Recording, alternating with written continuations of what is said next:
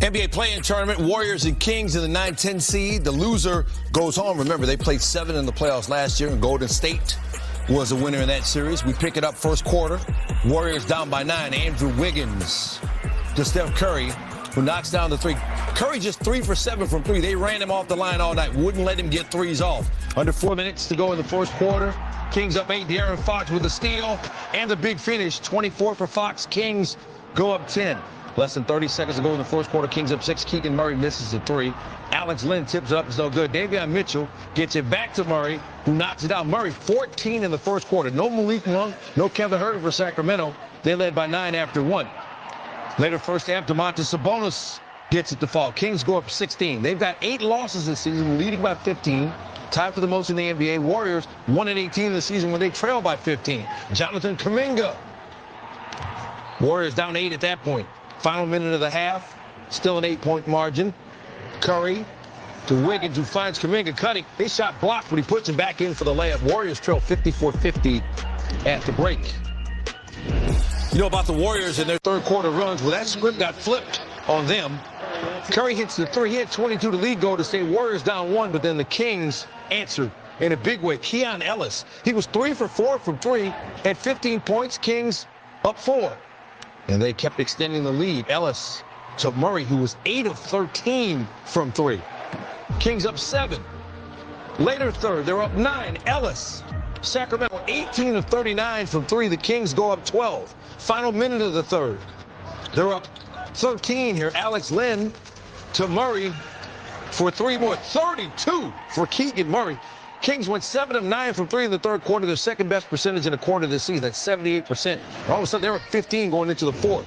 Early fourth, Harrison Barnes to Mitchell, who misses a 3, but Sabonis with a stick back emphatically. 16, 12, and 11 for Sabonis, another triple-double. Less than 7 minutes to go in the game. Kings up 13, looking to put it away, and it's appropriately enough. Murray knocking down another one. And the Kings going to win it 118-94, ending the season for the Warriors. You told me 2 close games in their first play-in tournament appearance 3 years ago, and this year the Kings spoiled their playoff hopes. At 0-3, Golden State is the first team to go to 3 play-in tournaments and suffer losses in its brief history. All right, let's welcome in Danny Green now to break down what we saw. Danny, what was the difference for the Kings? We saw that 3-point shooting, but what else jumped out to you?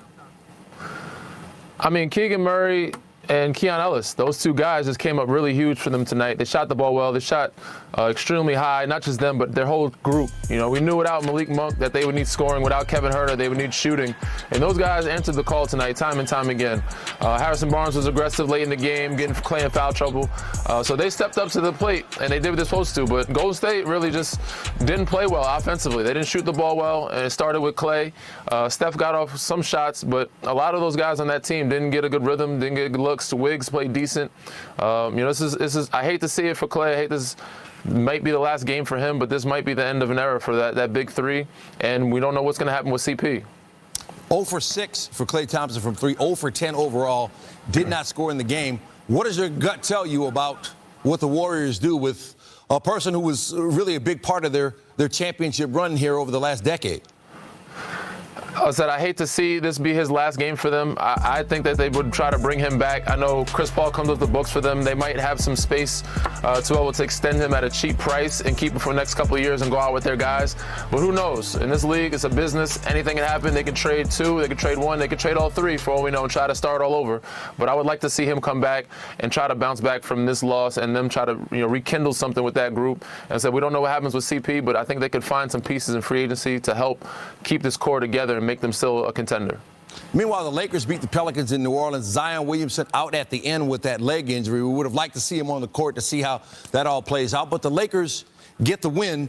What was your takeaway on what L.A. did to secure that victory? Well, congratulations to the Lakers. They get to play Denver in the first round.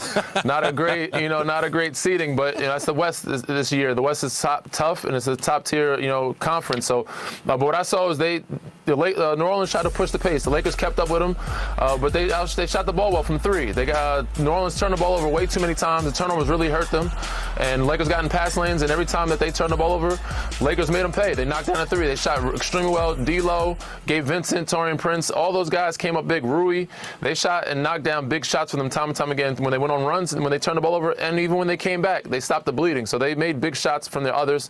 Anthony Davis and LeBron had an off night, still played well, but the other guys stepped up tonight and they took advantage of those turnovers that New Orleans had. It's the play-in tournament, but it had a playoff feel to it on the court in both games tonight. We look forward to getting back to it again in the Eastern Conference on Wednesday night. Danny, appreciate the breakdown.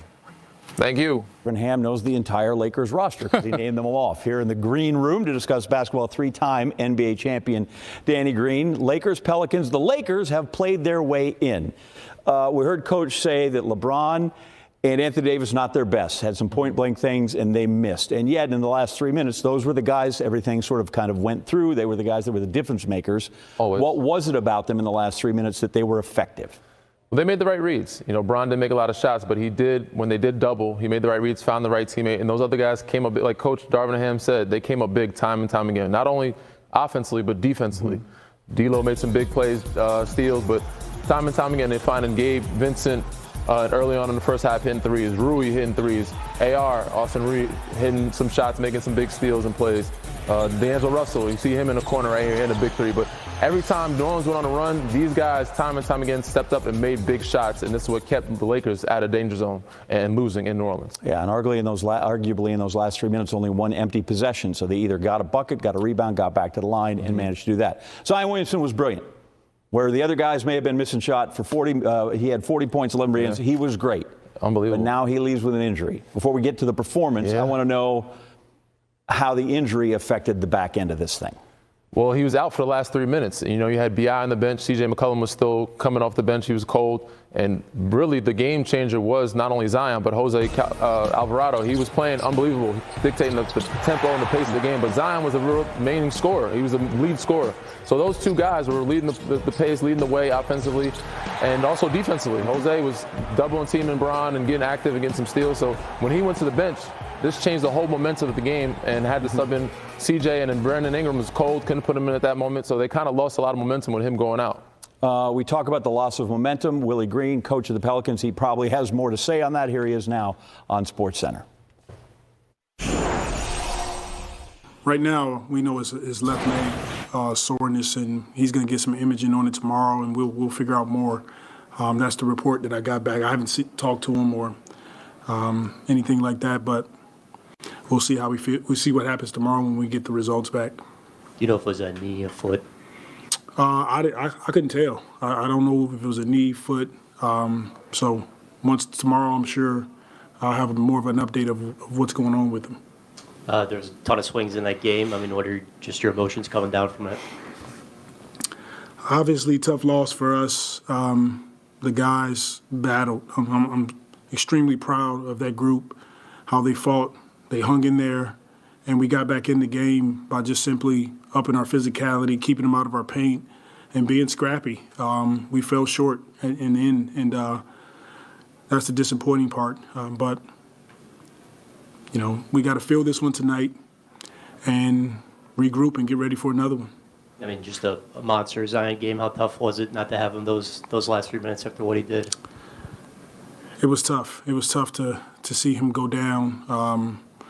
We're all praying and hoping that he's okay, but he was battling, he was going, and the team was right there with him. So it's tough. We'll see what happens, and we'll go from there. And Willie didn't use. Game tied when he left with 3 minutes, 13 seconds. It was not tied after he sat down for the last 3 minutes of that game. I would like you to talk about his performance, though, because we kind of judge guys how they do in a playoff in a big situation, and he was the superstar of superstars on the floor tonight. Yeah, I mean, he had to be. The game he had previous to this one wasn't his best game. It was probably his worst game of the season, but tonight he came out, bounced back, proved to the organization